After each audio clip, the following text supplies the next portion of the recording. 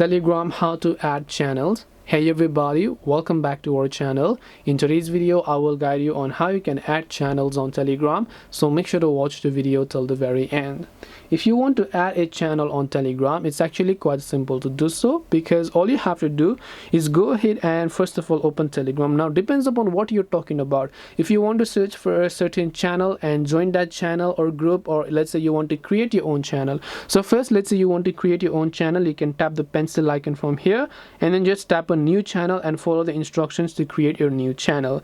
And if you want to join a particular channel, you can tap the search icon here and you can simply search for any sort of channels that you're willing to join, and you'll find the join option from the bottom to join that particular channel. And this way you'll be able to add channels on Telegram. Hope this video was very helpful. If you have got any questions, feel free to leave them down below.